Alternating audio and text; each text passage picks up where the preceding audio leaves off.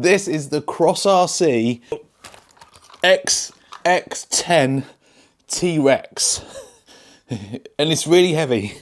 And if you missed part one, I built this up to a rolling chassis. And honestly, it was one of the best builds I've ever done. The quality, I mean, if this was Grind Hard Plumbing Co., it's premium. It's 10-wheel drive, it's 10-wheel steer, it's got a 2-speed gearbox, which is powered by twin belt-driven motors, and on each end it's got a 5th scale servo. So if you've not seen part one, you can go and watch that first and then come back here, or you can watch part two and then go back and watch it built up to that rolling chassis, because in this video we are fitting the servos, which, like I've said, are 5th scale, and these ones are AGFRC and they are 100 kilos each.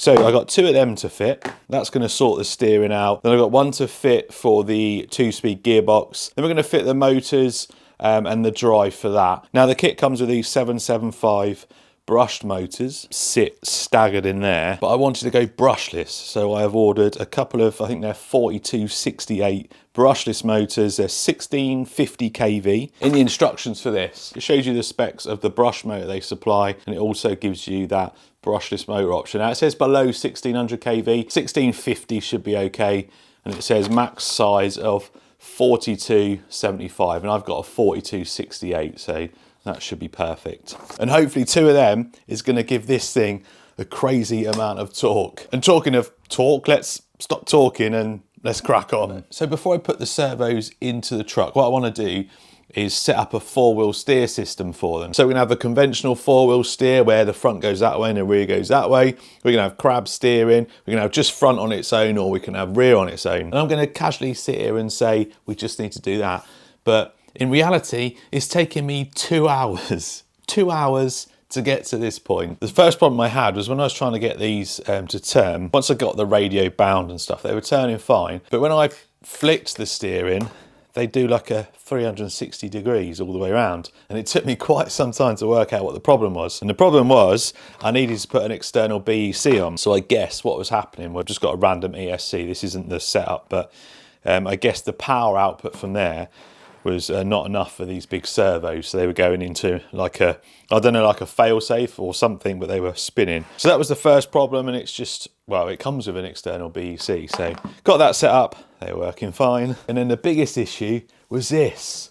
It is a very high-tech and complex radio. And luckily I found on YouTube, which is I think the 2nd biggest search engine in the world, I found a good video on how to set a trim switch up to be like a mode switch. And then that's where we came up to probably one of the biggest issues I had. I followed it all through, followed the video very carefully, and it wouldn't work. I think what happened when I initially switched this on, I was trying to get the 2nd servo working. I messed with a few settings. I think I messed something up which stopped it from working. So I reset it, started from fresh, and we got it working. So as you can see at the top there, it says normal. So normal mode being the front wheels will turn one way, the rears will turn the opposite way. And if we flick this trim switch, it now says rear. So that should just be the rear servo. Flick it again, it now says crab. So now both wheels will go the same way.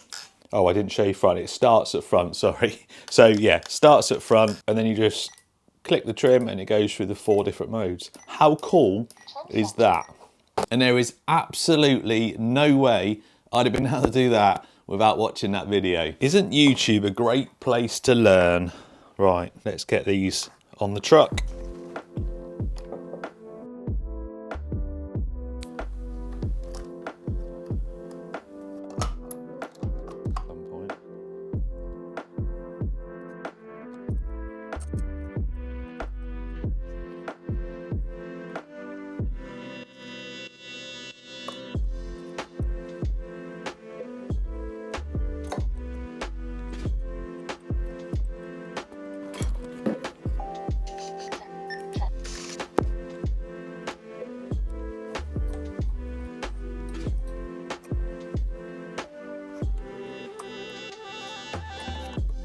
Right then, here we go.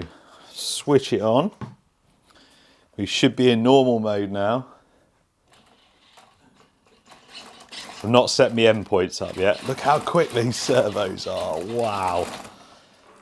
Yeah, I need to set my endpoints up, but that's normal steering, so you can see Then we flick that. Now we should just have rear steer, crab steering. Oh man, this was worth the 2 hours to get it to do this. And then front steering. Wow, there's a lot of play in that. You don't want that much play in your steering.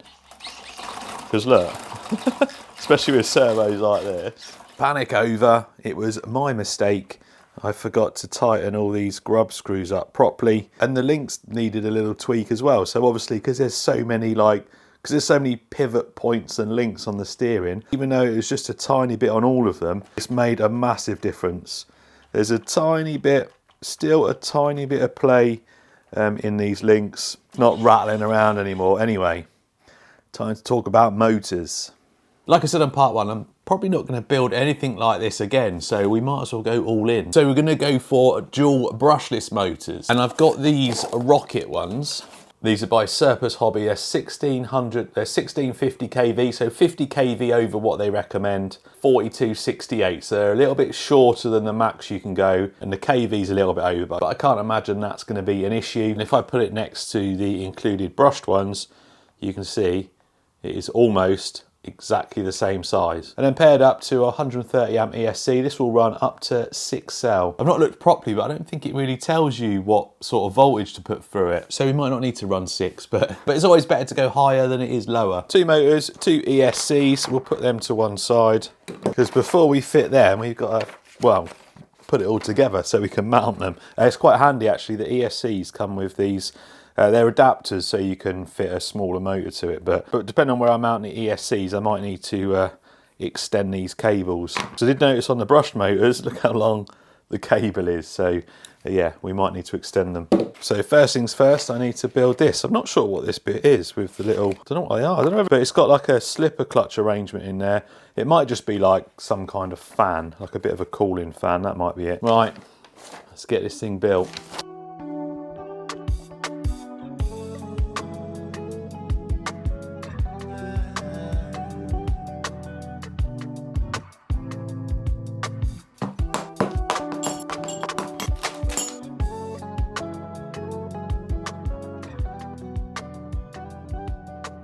Oh, we're getting to the exciting bit now. That's all that put together. That's the slipper clutch in there. The tension you have to put on that spring, that is crazy. Time to get the belt drive and the motors on.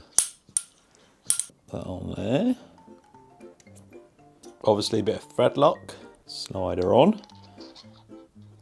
That motor is going to go in there. I'm going to leave the cables kind of at an angle if I can. Hang on, let's have a look. Surprised they didn't make all the holes the same. I think I'm going to open up these holes a bit because I want to be able to fit it like that. Right, quick blast with the Dremel and it's in. So now we need to get the, well, would you call it a pinion? The pulley, the pinion pulley. Let's get that on. Oh, I bet you have to put that belt on first. Oh, can you get the, I have to take that one off. There's not a massive amount of adjustment, but I guess you only need to tweak it a little bit. That's how you got to do it, innit? Push them both on at the same time. There we go. Can't adjust it now that that's in like that. What? So you have to get the motor adjustment done first and then slide the pulleys on. It's going to run so smooth. These are not censored motors. I was a bit dubious of doing dual censored motors because I know that, well, they're a bit more sensitive to their positioning, so I've gone for uncensored, so hoping that will work a bit better. Right, motor number 1. Let's get number 2 in, get the belt on, and then I'm going to plug it all in just to test it. I've not put the cover on yet, but how cool does that look? What a beast. I've not put the cover on because I wanted to check their belt tensions and make sure it was running okay. Just unplug these fans. Right, that's better. I can hear properly now. Anyway, I don't think we need the fans just yet. Anyway, both motors on. I've not mounted it in properly and I've not put the pinion on just yet. ESC's in, connected via a wire lead into channel 2. 1 to turn, 2 to burn. And then obviously, because we've got an external BEC, just remove the red wire from each. I've calibrated both as well, just the normal calibration there. And now, as you see, we've got a nice smooth belt drive. It's got a lot of RPM there. That's only 3 cell as well. So I don't know whether we're going to need 6 cell on this. I don't want to potentially destroy our belt, so I think I might run it 3S first, and then we'll up it if we need to. A little bit of cogging on startup, which I'd expect from dual motors, just as I touch the throttle. So just a little bit. And then reverse. So cool. Right, so what I'm going to do now is just tidy everything up. I'm going to put the cover on, going to get it meshed up with a pinion on there, and then I'll try and protect everything. I'd really want to get it on the floor and just give it a go before I do anything else. Right then, I have spent a couple of hours just, I don't want to say bodging something together, but I've bodged something together, got the gear linkage all sorted out and set up on that servo. 20 kilo AGFRC one. I thought I've got 2 big AGFRC ones, so we'll just get a little one for the gear selector. Anyway, that's all set up. What I like about it as well, it's got springs either side. So a lot of the time when you've got like a 2-speed gearbox, when a servo arm goes over, it's kind of under a bit of strain, whereas because it's got the spring on it, it gives it a little bit of give, if you get what I mean. A little temporary cardboard bed for the batteries and the BC battery, and just cable tied the ESCs on. Obviously, it's going to be a lot neater than this when it's finished. But we are ready to give it its first test. Welcome to HTX. Switch warning. Stop. So the gear selector's that one. So steering. We're in neutral at the moment. And then I think that's low gear. Yeah, so that's low gear.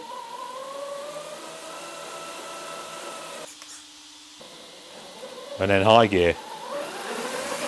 Which I'm not going to go crazy on the bench because I don't want it jumping off. I mean, these were bought as a bit of a scale accessory, but they're actually doing a pretty good job of keeping it off the ground.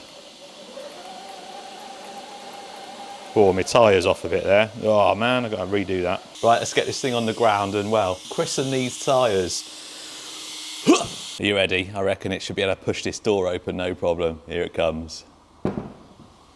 Da da da da! Oh man, it's so good to see it driving. I think I need to adjust some of the links on here, a bit of fine tuning. Oh man, yes. That's so cool. That's got a nice turning circle as well. I've just put it in second gear. This thing has got some crazy speed. Oh my word. I reckon that this should probably just be 2S. I reckon it'll pull me along if I stand. I don't want to damage anything. Probably there. And there. Here we go. Come on. Let's go. Yeah. Whoa. Whoa. I mean, it's one way to get around the workshop, isn't it? Whoa. Can we do a drift? There we go. Whoa. Whoa. The motors are stone cold. Like, really, no heat there at all. That is good to know. Belts seem okay. Well, racing the weather today.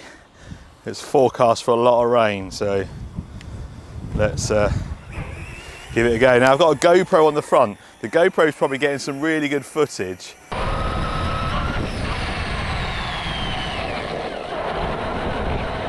But I've put it there so I can check the belts as they're going round afterwards. I have trimmed it up a little bit. Oh, yeah, I need to do that end point for the rear, I think. Whoa, that is fast. That's full power. Whoa. Yeah, we need to sort that trim out, definitely.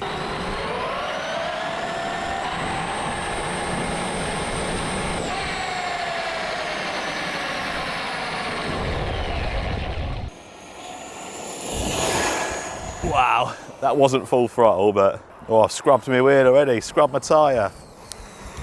Oh, the white walls.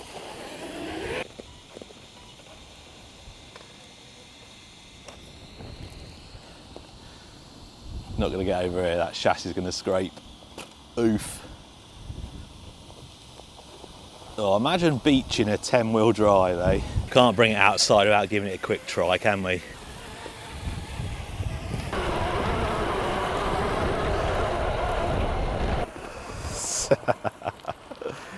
No problem whatsoever.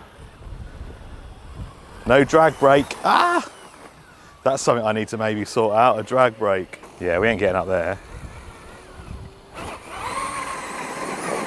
No. Right, I'm not doing that. I don't want to break the belts. I don't want to get a stone in that belt. Something like this is probably better for this thing so it can get some traction.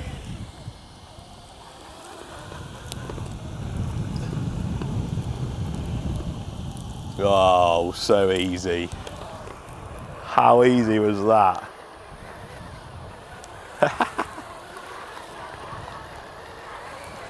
Oh, when this thing is finished, it is going to look insane.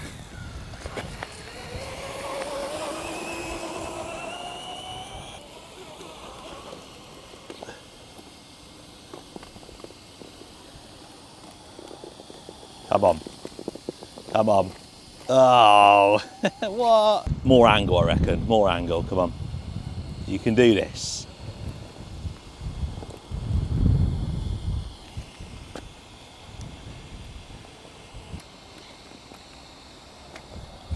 Ah, we pulled a link out. Oh, come on. That's the problem with having so much torque.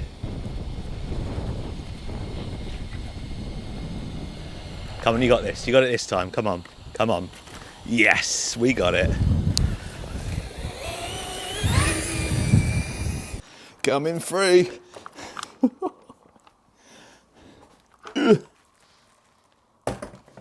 Once the body's on this, it's going to be so difficult to move about. So nice little shakedown. Belts all seemed okay. Now, I did notice, obviously, popped a link off, didn't we? One of the steering links. I was trying to get a little bit of footage afterwards for like a little short, so I had the GoPro mounted a bit differently, and it pulled this off, pulled the thread out of there. I think what's happened is that one's fallen out, and obviously turning and then that wheel going up a curb, it ripped that one out. So I think what I need to do is go through all of them, go through every single one, put a little bit more Loctite on. I got some better stuff. I did use like the Tamiya one, which I think is a bit rubbish actually, the gel. So I've got some better stuff. Before I even consider starting to put the body and stuff on, I need to go through and get Loctite on all, not all of them, not all like the chassis and stuff, just all the bits that are moving and that are under a little bit of tension. But there we go. I think we should call that as part 2 complete. Successful shakedown as well. Yeah, I found a few problems, but it runs, it drives, it didn't explode, and I didn't snap anything or break anything. We just got a few little niggly things to look at. It's gonna be a slight delay on part 3. I'm away next week visiting family and stuff, and then when I get back, I've got a list of a few things that I need to get done as well. And I can't imagine painting all of this, getting all the electronics in, wiring in all these boards, all these motors. I think it's going to be the most difficult bit of this build. Anyway, cheers for watching. A little bit more meat than on part 1. We actually got it out, got it running. It looks awesome. I can't wait to get it finished. I'll see you next time.